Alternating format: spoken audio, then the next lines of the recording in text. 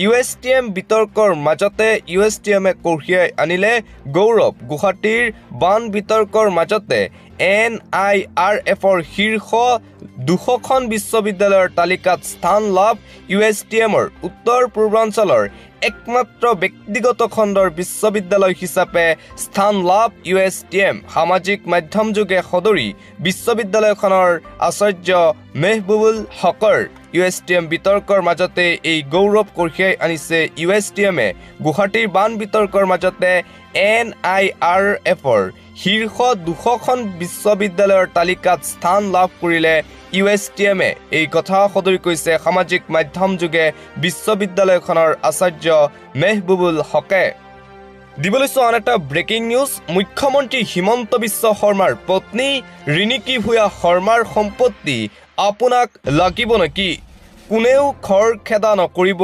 আৰামত লাহে লাহে লগ সম্পত্তি ৰিণিকী ভূঞা শৰ্মাৰ সম্পত্তি কোনকেইটা সম্পত্তি আপোনাক লাগিব ভয় নকৰিব কৈ যাওক কেইটামান সম্পত্তি চকুত লগাকৈ আছে খুজিব পাৰে দি দিব মুখ্যমন্ত্ৰী গৰাকীয়ে মুখ্যমন্ত্ৰী হিমন্ত বিশ্ব শৰ্মাৰ পত্নী ৰিণিকী ভূঞা শৰ্মাৰ সম্পত্তিৰ তালিকা শিৱসাগৰৰ বিধায়ক অখিল গগৈয়ে সামাজিক মাধ্যম যোগে সদৰি কৰিছে অখিল গগৈয়ে হিমন্ত বিশ্ব শৰ্মাৰ পত্নী ৰিণিকী ভূঞা শৰ্মাৰ সম্পত্তিৰ তালিকা প্ৰকাশ কৰা তালিকাখন এনেধৰণৰ নম্বৰ 1ত আছে news live channel time 8 portal Niyomiya Barta বাতৰি কাকত Rang channel Ramdhenu channel north east live channel Aina আলোচনী কাঞ্চনজুৰি চাহ বাগিচা তিনিচুকীয়াৰ চানমাৰী বাগিচা সৰুপথাৰৰ ৰাধাকৃষ্ণ চাহ বাগিচা ইত্যাদি বাণী গ্ৰীণ ৰিজৰ্ট মেঘালয়ৰ ৰিজৰ্ট উৰিষ্যাৰ ৰিজৰ্ট বন্দা ইণ্টাৰনেশ্যনেল স্কুল জো ৰোডৰ মাটি গণেশগুৰিৰ মাটি উজান বজাৰৰ মাটি খ্ৰীষ্টান বস্তিৰ মাটি দিল্লীত ঘৰ ইত্যাদি হিমন্ত বিশ্ব শৰ্মাৰ পত্নী ৰিণিকী ভূঞাৰ নামত আছে এই সম্পত্তিসমূহ অসমৰ ৰাইজক হিমন্ত বিশ্ব শৰ্মাই কেতিয়া দিব এই প্ৰশ্ন এতিয়া উত্থাপন কৰিছে শিৱসাগৰৰ বিধায়ক অখিল গগৈয়ে দিবলৈছো আন এটা ব্ৰেকিং নিউজ গ্ৰেপ্তাৰ হ'ব নেকি ৰাজ্যৰ মুখ্যমন্ত্ৰী ডক্টৰ হিমন্ত বিশ্ব শৰ্মা হুংকাৰ প্ৰদান কৰিলে প্ৰদেশ কংগ্ৰেছৰ সভাপতি ভূপেন কুমাৰ বৰাই বিপদৰ আগজাননী পাইছে মুখ্যমন্ত্ৰী ডক্টৰ হিমন্ত বিশ্ব শৰ্মাই মুখ্যমন্ত্ৰীৰ বিৰুদ্ধে যি অভিযোগ আনিছিল সেই অভিযোগ আজি মুখ্যমন্ত্ৰীয়ে আওপকীয়াকৈ স্বীকাৰ কৰিছে আবেগিক পৰিস্থিতিৰ কথা কৈ সম্পত্তি বাজেয়াপ্ত কৰাৰ পৰা বাচিব বিচাৰিছে 2026ত কংগ্ৰেছৰ চৰকাৰ শাসনলৈ আহিলেই গঠন কৰা হ'ব বিশেষ SIT চৰকাৰ গঠনৰ 100 দিনৰ ভিতৰতে বিজেপি চৰকাৰৰ দিনত সংঘটিত দুৰ্নীতি কেলেংকাৰীৰ তদন্ত হ'ব এই তদন্তৰ পৰা কোনো হাৰি যাব নোৱাৰিব কংগ্ৰেছৰ চৰকাৰ আহিলেই হ'ব তদন্ত আয়তকৈ বেছি উপাৰ্জন কৰি যি সম্পত্তিৰ পাহাৰ গঢ়া হৈছে সেয়া SITয়ে তদন্ত কৰিব বাজেয়াপ্ত হোৱা সম্পত্তি বিক্ৰী কৰি পোৱা পইচা চৰকাৰৰ ভঁৰালত জমা হ'ব ঘোষণা অসম প্ৰদেশ কংগ্ৰেছৰ সভাপতি ভূপেন বৰাৰ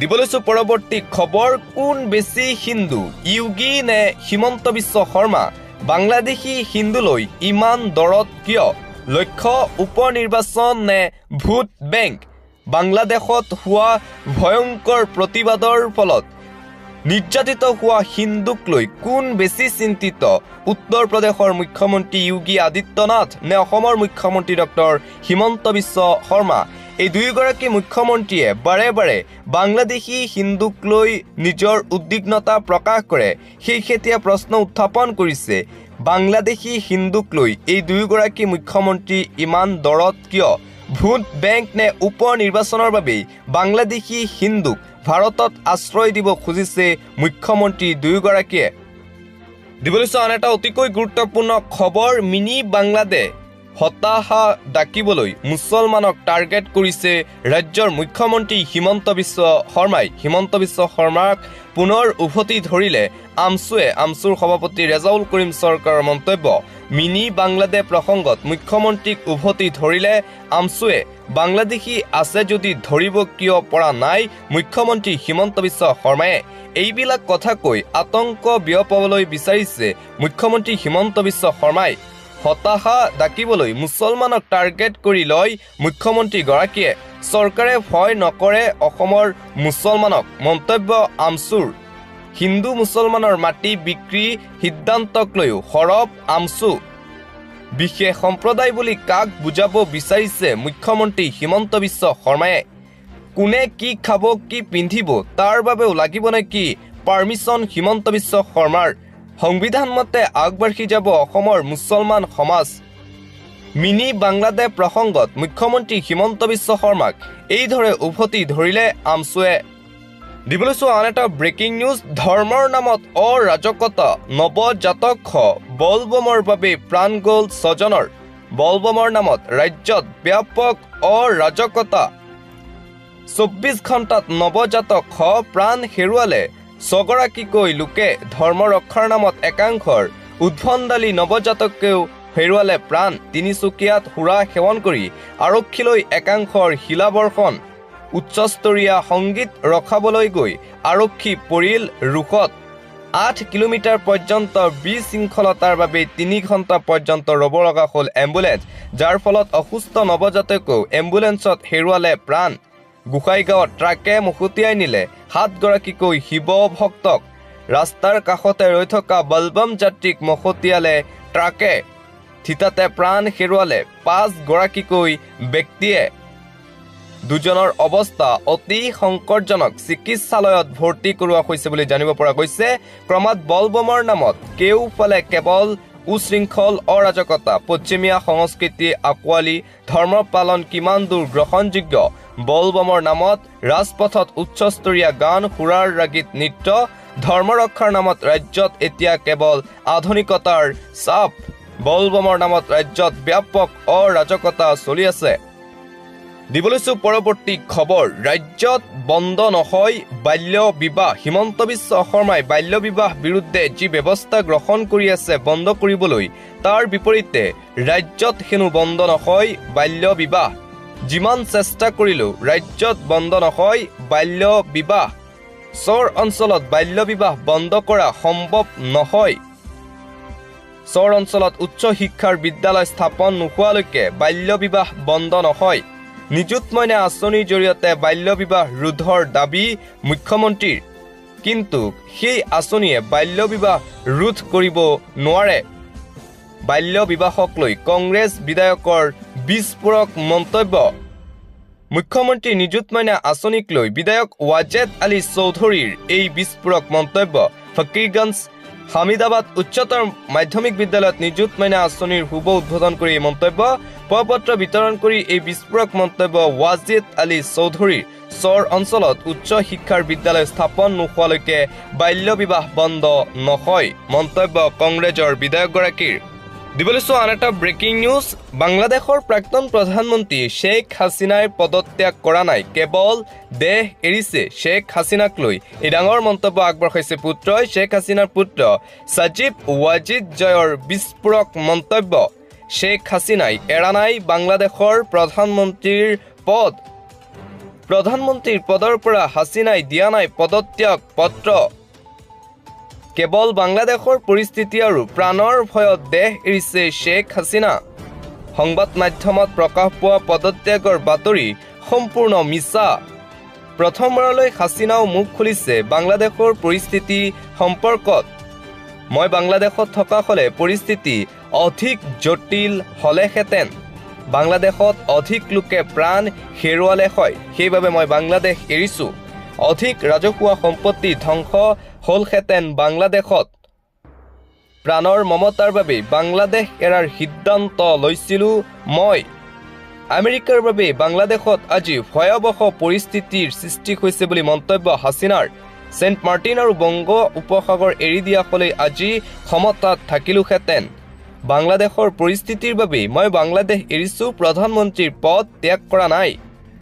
দিবলৈছো পৰৱৰ্তী খবৰ। বাংলাদেশ এতিয়া তালিবানী দেশলৈ পৰিণত হৈছে। বাংলাদেশ এতিয়া জেহাদী ৰাষ্ট্ৰ, মৌলবাদী ৰাষ্ট্ৰ। বাংলাদেশত থকা হিন্দু লোক অসুৰক্ষিত, এয়া এক চিন্তনীয় বিষয়। বাংলাদেশত যি ধৰণে নিৰ্মমভাৱে হত্যা হৈছে সেয়া অসম আন্দোলনতো হোৱা নাছিল। মন্তব্য শিলাদিত্যদেৱৰ ছাত্ৰ আন্দোলন কেতিয়াও এনেকুৱা নহয়। বাংলাদেশৰ প্ৰাক্তন প্ৰধানমন্ত্ৰী শ্বেখ হাছিনাও পলাই আহিবলৈ বাধ্য হ'ল। বাংলাদেশত কোনো ভাল মানুহ থাকিব নোৱাৰে।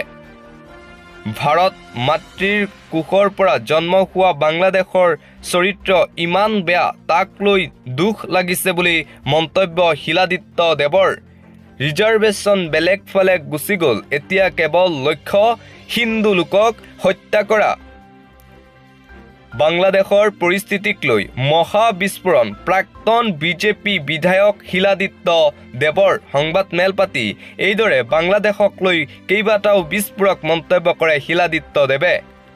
দিবলৈছো অন্য এটা খবৰ। মাটি বাৰীৰ কাম কাজক লৈ ডাঙৰ খবৰ আহি আছে। মিছন বসুন্ধৰা 3.0।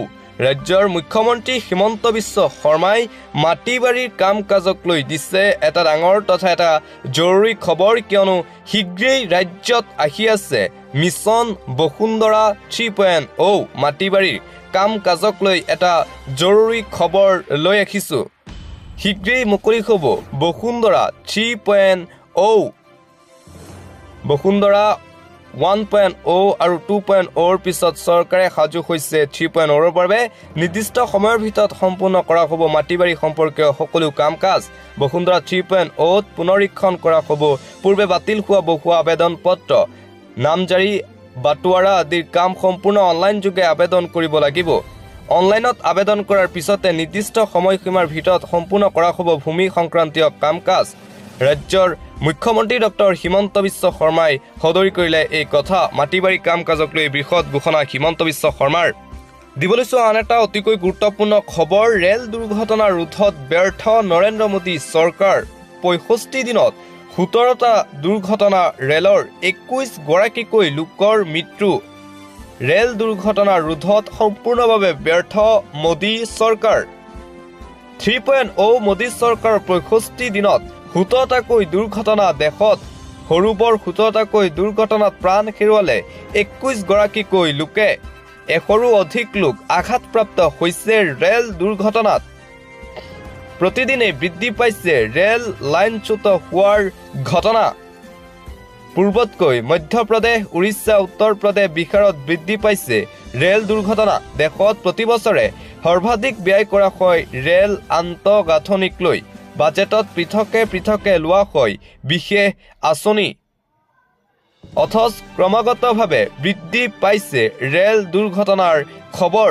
কংগ্ৰেছে উদঙালে মোদী চৰকাৰৰ ৰেল বিভাগৰ ব্যৰ্থতাৰ ছবি। ৰেল দুৰ্ঘটনা ৰোধত সম্পূৰ্ণভাৱে ব্যৰ্থ মোদী চৰকাৰ। দিবলৈছো পৰৱৰ্তী খবৰ। মালদ্বীপ দখল কৰিলে ভাৰতে। ভাৰতৰ আগত অৱশেষত সেও মানিলে মালদ্বীপ চৰকাৰে। ভাৰতৰ দখললৈ আহিল মালদ্বীপৰ 28টাকৈ দ্বীপ। ভাৰতৰ শক্তিশালী পদক্ষেপত ৰাষ্ট্ৰীয় প্ৰেক্ষাপটত এতিয়া জোকাৰণি। এসময়ত ৰঙা চকু দেখুওৱা মালদ্বীপ ভাৰতৰ শৰণাপন্ন। মালদ্বীপৰ ৰাষ্ট্ৰপতিয়ে 28টাকৈ দ্বীপ হস্তান্তৰ কৰিলে ভাৰতক। 28টা দ্বীপত ভাৰতে নিৰ্মাণ কৰিছে বৃহৎ প্ৰকল্প। বৈদেশিক মন্ত্ৰী এছ জয়শংকৰৰ সন্মুখতে এই ঘোষণা ৰাষ্ট্ৰপতিৰ। 28টা দ্বীপত পানী খোৱাৰ উপযোগী কৰি তুলিব ভাৰতে। ভাৰতৰ সৈতে সম্পৰ্ক শক্তিশালী হৈছে বুলিও ঘোষণা মহম্মদ মইজুৰ। চীন মালদ্বীপৰ শেহতীয়া সম্পৰ্কৰ সুযোগ ল'লে ভাৰতে। মালদ্বীপক পানী যোগান নধৰা চীনক আওকাণ কৰি ল'লে বৃহৎ সিদ্ধান্ত। মহম্মদ মইজুৰ নেতৃত্বত ভাৰতক গটোৱা হ'ব আন কেইবাটাও প্ৰকল্প। বৃহৎ কূটনৈতিক চুক্তিত স্বাক্ষৰ দুয়োখন দেশৰ। মালদ্বীপৰ সৈতে কৰা চুক্তিৰ পাছতে বাংলাদেশ দখলৰো যুঁজা। ৰাজনৈতিক মহলৰ মতে মালদ্বীপৰ দৰেই অৱস্থা হ'ব বাংলাদেশৰ। অনাগত সময়ত ভাৰতৰ শৰণাপন্ন হ'ব লাগিব চুবুৰীয়া ৰাষ্ট্ৰ বাংলাদেশ। ভাৰতৰ আগত এইবাৰ সেও মানিলে মালদ্বীপ।